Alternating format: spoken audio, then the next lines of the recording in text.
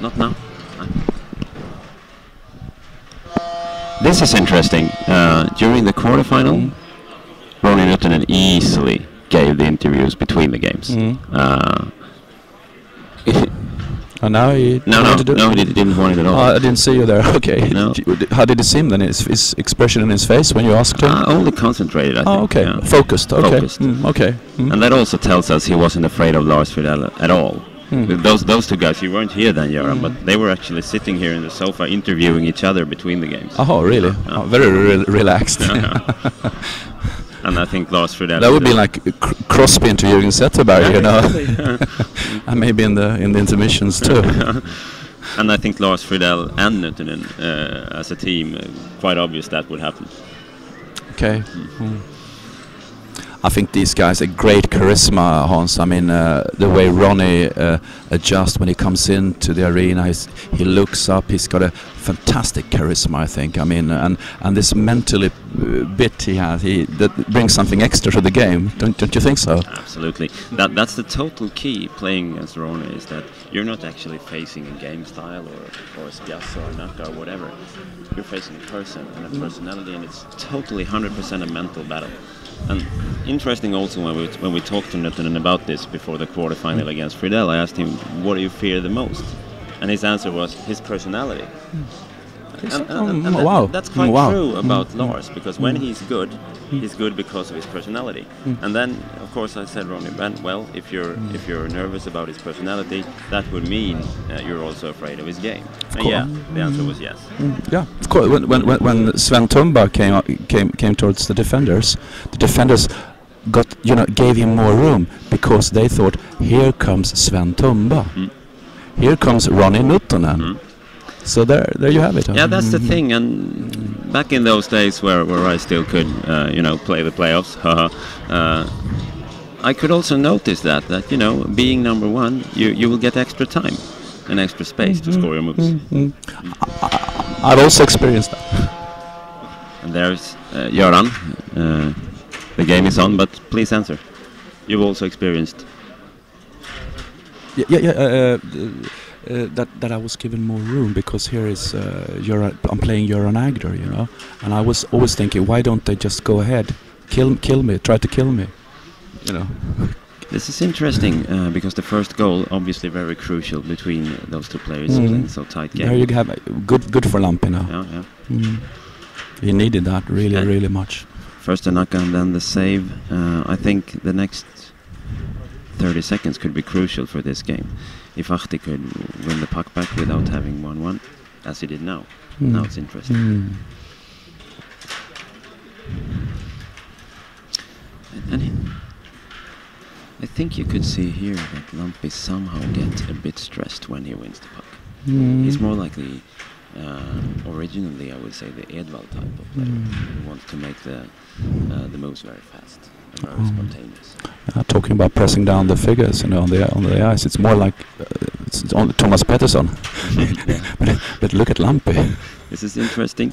This couldn't be a coincidence. You're referring to the 80s and me to the 90s, I guess.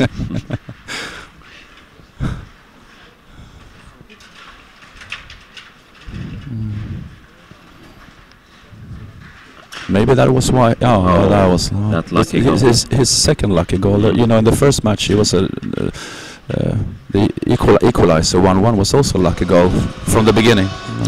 I think it's quite interesting, actually, that Roni denied the interview here, being 3-0 up, and Roni really likes to entertain. I think it tells us what focus he has and what respect he actually has for Lampi. 3-0 doesn't for him mean this is over. Now I can get in. Exactly what I was thinking. That was why he didn't want to have this interview. He knows that Lampi can change this whole thing. So you folks out there, this is not over.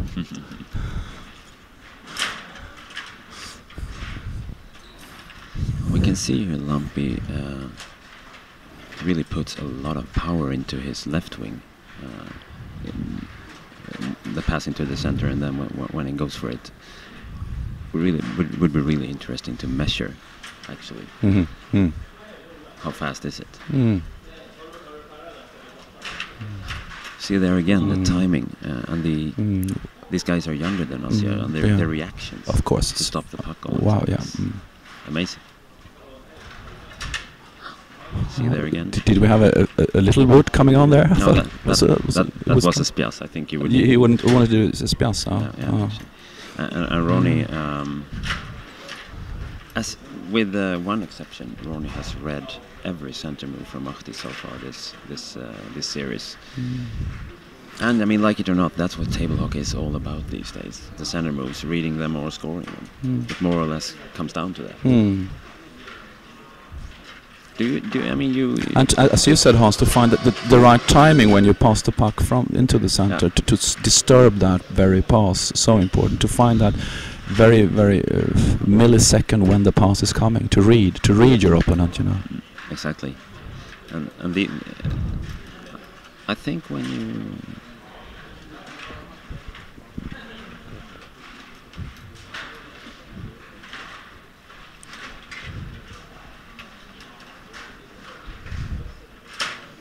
What did you see? What did you think?